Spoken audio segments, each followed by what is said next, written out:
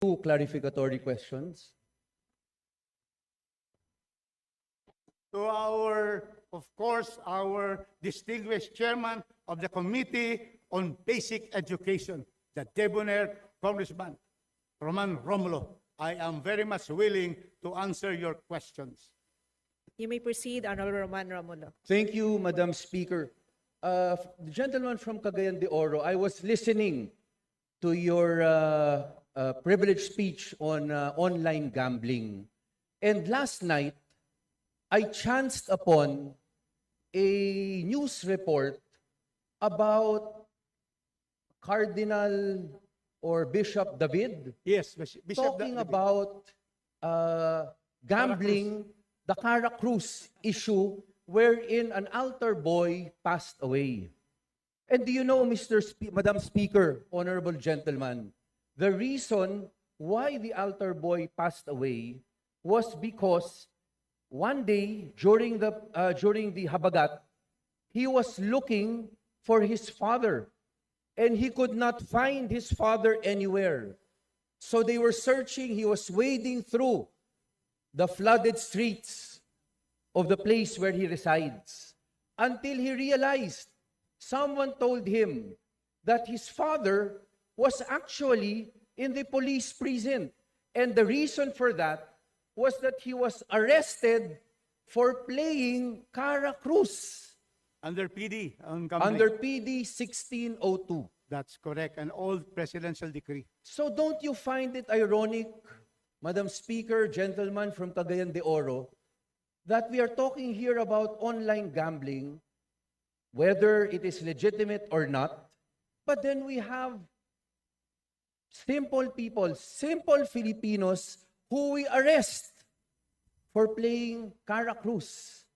And then it's become so difficult for their family to even come up with the bail money to pay in order for the father to be able to release. Eventually, he passed away because of leptospirosis. So do you think it is so ironic that here we are discussing online gambling, whether it should be allowed or not, and then yung masa, yung simpleng tao, we penalize them. We don't even consider what they are going through. Yeah, Madam Speaker, I agree with the distinguished colleague that what happened to the father of the young boy who died because he had leptospirosis is the summit of all ironies. Because here we have a PD decree 60613 and it penalizes Cara Cruz on the streets. And yet now we allow everyone to take his cell phone, and everybody almost in the Philippines has cell phones or two, to just one click away bet. And so therefore, that is another issue, and we should repeal that decree that, this small, according, the Supreme Court already ruled in one of the cases that these kinds of gambling is anti-poor and should not be allowed the arrest and the penalty. But, so I Madam, agree with the distinguished colleague Yes. on that prime example of what our old laws contain. Madam Speaker, gentlemen from Cagayan de Oro, the recent Supreme Court ruling, in fact, did not ban or repeal it because they could not do that. But what the justice, the ponente, did was he made it very clear that there are stringent conditions to be followed by an arresting officer before you can actually arrest under PD 1602. Hopefully, Honorable Rodriguez, when you file this bill, when this is heard in the committee, appropriate committee, you can also take a look, not necessarily in repealing 1602, but there are adverse effects which could be corrected, which should be corrected, because it is anti-poor. And I will join you, Honorable Rodriguez, during these hearings. Honorable Rodriguez, Madam Speaker, thank you very much for the time given to me. Thank you very much, distinguished colleague. Madam Speaker, indeed, tomorrow I'm going to file the bill against online gambling total ban. I did not file it because under the rules, we cannot have a privileged speech if the congressman has already filed a bill on the same subject matter. That is in the rules. So I have not filed, and I'm going to file tomorrow this total ban. And I hope Congressman Romulo, chairman, will be co-author, and we will take a look at these anti-poor provisions when we allow everything, all kinds of gambling, but then the Cara Cruz, which resulted in the death of the boy, it's still a crime, Madam Speaker. Thank you very much, distinguished colleague. Thank you.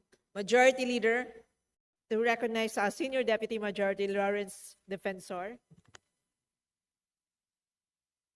Thank you, Madam Speaker. Will the gentleman yield? Certainly to the distinguished Senior Majority Leader, who was the Senior Vice Chairman of the Committee on Constitutional Amendments in the 19th Congress.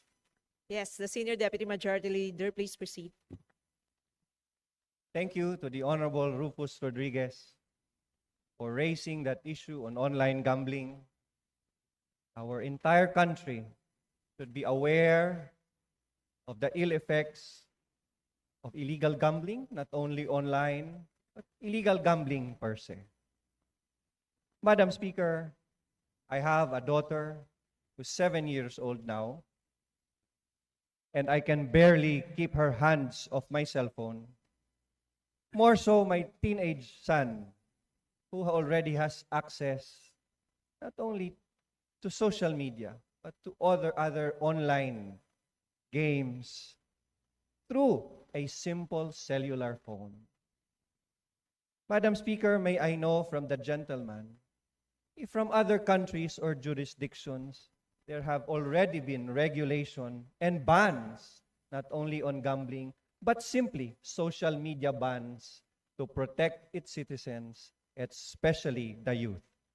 There have been some countries only regulating online gambling.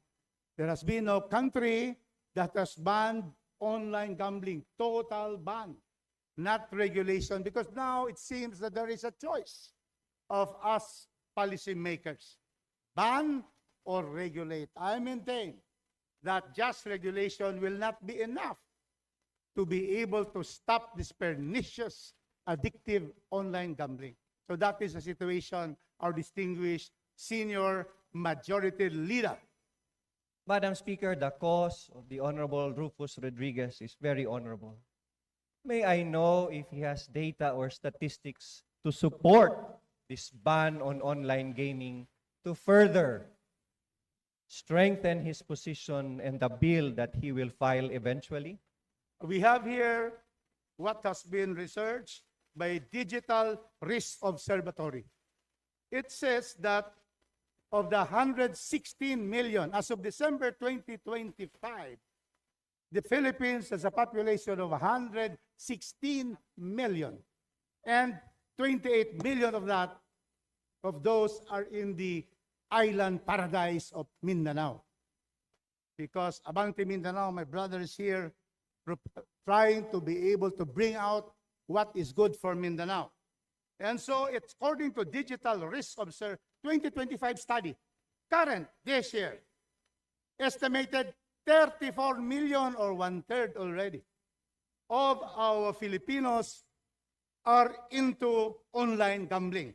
So roughly 1 in 3 adults have participated in online gambling, meaning adults 18 years old and above.